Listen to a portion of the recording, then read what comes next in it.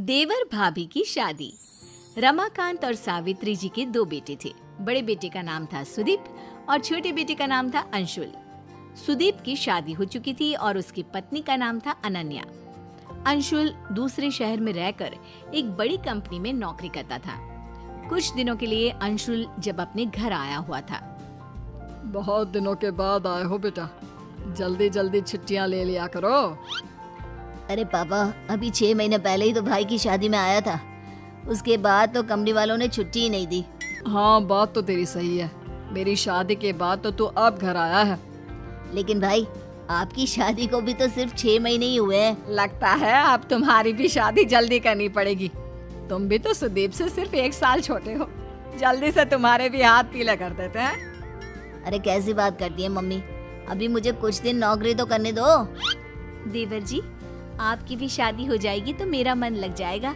देवरानी आ जाएगी घर में। अनन्या, देवरानी आ भी जाएगी तो कौन सा यहाँ रहेगी, वो तो इसके साथ नौकरी पर जाएगी। हाँ मम्मी जी, वैसे बात तो आपकी बिल्कुल ठीक है। और फिर कुछ महीनों के बाद ऑफिस से लौटते वक्त सुदीप का एक्सीडेंट हो जाता है और उस एक्सीडेंट में उसकी मौत हो जाती है। ये क्या दुखों का पहाड़ टूट पड़ा। जवान बेटे की मौत हो गई। क्या करेंगे अब हम लोग। शादी को सिर्फ 8 महीने हुए हैं। उसकी पत्नी ने अभी तो अपना जीवन जीना शुरू भी नहीं किया। मम्मी जी, पापा जी, मेरा क्या होगा। मेरी तो जिंदगी खराब हो गई। मैंने कभी सोचा भी नहीं था सुदीप मुझे इतना जल्दी छोड़कर चले जाएंगे।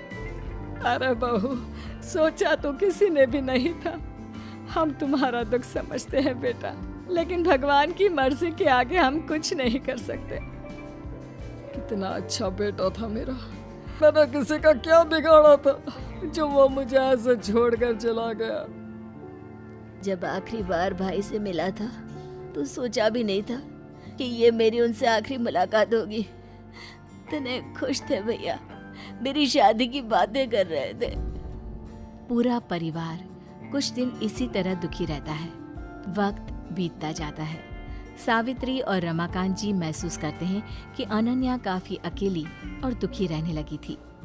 सावित्री, हमारी बहू की अभी उम्र ही क्या है, सिर्फ 25 साल, और उसके चेहरे की उदासी देखो। उसे इस तरह देखकर मुझे बिल्कुल अच्छा नहीं लगता। आप ठीक कहते हैं।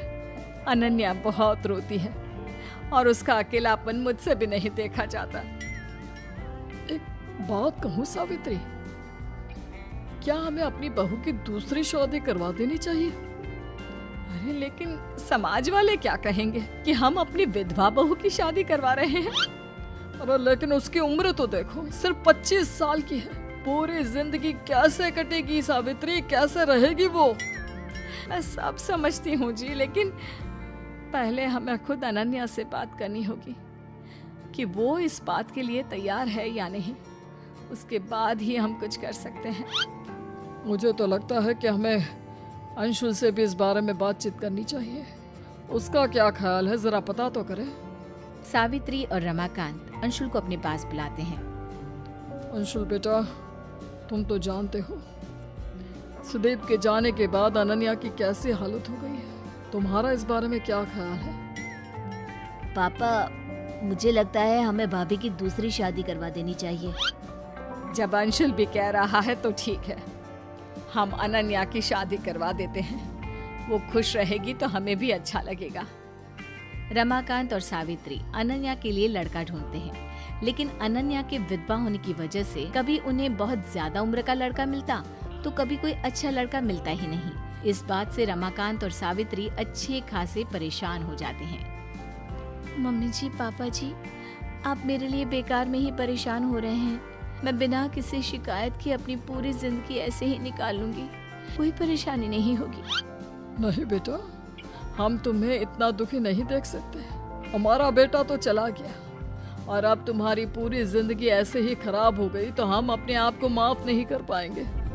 देखो अनन्या, तुम कहने को हमारी बहू हो, लेकिन इस घर की सदस्य हो और इस नाते तुम्हारी खुशियों का ख्याल रखना हमारी जिम्मेदारी है। मम्मी जी, पापा जी, आप मेरे लिए इतना सोचते हैं ये कम है क्या? और सच बताऊं, मैं पूरी जिंदगी आप लोगों के पास ही रहना चाहती हूँ। वैसे भी आप जानते हैं मेरे माँ बाप इस दुनिया में है नहीं, मैं कहाँ जाऊंगी? बेटा इसीलिए तो हम तुम्हारी दूसरी शादी करवाना चाहते थे। हम चाहते थे कि तुम्हारा घर बस जाए और तुम अपने जीवन साथी के साथ खुश रहो। लेकिन आपने देखा ना पापा जी, कितनी कोशिश भी की मेरी शादी करवाने की। एक बार विधवा हो जाने के बाद कोई भी अच्छा लड़का एक लड़की को अपनाने के लिए तैयार नहीं होता। हम तुम्हारे लिए लड़का ढूंढने की कोशिश करते रहेंगे बेटा, कोई ना कोई मिल ही जाएगा। नहीं पापा जी, बहुत मुश्किल है, इतना आसान नहीं होता। आप हमारे समाज को जानते हैं, एक लड़की के विधवा हो जाने पर उससे दोबारा शादी करने को कोई तैयार नहीं होता। मैं जानती हूँ लोग मेरे बारे में क्या बात करते हैं। रिश्तेदार, अड़ोस पड़ोस के लोगों को बात करते हुए सुना है मैंने। सब कहते हैं कि 1 साल के अंदर ही मैं अपने पति को खा गई। मेरे आते ही आपके बेटे और मेरे पति की मौत हो गई। नहीं नहीं भाभी, ऐसा नहीं कहते। भैया की मौत में आपका कोई हाथ नहीं, ये तो सब भगवान की मर्जी है। अरे वो पति थे आपके, भला आप उनके साथ कुछ भी गलत कैसे कर सकती है? अंशुल ठीक कह रहा है बेटा, हमने अपना बेटा खोया है, हमें कितनी तकलीफ है हम किसी को बता नहीं सकते, लेकिन उसकी मौत के लिए तुम्हें भी जिम्मेदार नहीं ठहरा सकते। मम्मी जी, आप नहीं कहते ये मैं जानती हूँ, लेकिन सारी दुनिया तो यही कहती है। ऐसे में कौन करेगा मुझसे शादी? कोई नहीं करेगा मम्मी जी, सारी दुनिया मुझे मनहूस समझती है। मैं करूंगा आपसे शादी, मैं आपको हमेशा इसी घर में रखूंगा। आप इस घर में रहना चाहती है ना, मम्मी पापा के साथ, हमारे साथ? ठीक है, मैं आपसे शादी करूंगा भाभी। अरे ये तुम क्या कह रहे हो अंशुल? तुम अपने बड़े भाई की विधवा के साथ शादी करोगे? बेटा तुमने ये फैसला सोच समझ कर तो लिया है ना? अरे कैसी बात कर रहे हैं आप? अपने बेटे को रोकने की बजाय उससे पूछ रहे हैं कि फैसला सोच समझ कर लिया है। लेकिन मम्मी, आपको इस बात से क्या एतराज है? देवर जी, मेरी वजह से आप अपनी जिंदगी खराब करने की कोशिश मत कीजिए। मैं जानता हूँ आप मेरी भाभी हैं और एक पत्नी का रिश्ता मेरे साथ शुरू करने में आपको बहुत मुश्किल होगी, लेकिन फिर भी मैं इसके लिए तैयार हूँ। तुम्हारा दिमाग खराब हो गया है क्या? तुम्हारे बड़े भाई की मौत हो गई है और ये उसकी पत्नी है। उसके साथ शादी करके तुम चाहते हो कि घर में फिर से कुछ गलत हो जाए? देखा मम्मी, सारी दुनिया गलत तो नहीं कहती। जब हमारी खुद की सोच ही ऐसी है तो हम दूसरों को क्या समझाएंगे? सावित्री, अंशुल ठीक ही तो कह रहा है। हमें अनन्या जैसी बहू कहाँ मिलेगी? वो हमें समझती है, हम उसे समझते हैं। हमेशा हमारे साथ रहेगी अंशुल की पत्नी बनकर। मम्मी जी, आप परेशान मत हो, मैं ऐसा कोई काम नहीं करूंगी जिसकी वजह से आपको दुख हो। नहीं नहीं बेटा, मुझे माफ कर दो, मैंने ही कुछ गलत बोल दिया। अंशुल ठीक कह रहा है, तुम हमारे घर में बहू बनकर आई थी और अब हमेशा के लिए बहू बनकर ही रहोगी। इससे अच्छी बात और क्या हो सकती है? देखिए भाभी, आपको जितना वक्त चाहिए आप ले लीजिए। हमारा रिश्ता थोड़ा अलग है, लेकिन धीरे धीरे सब कुछ ठीक हो जाएगा।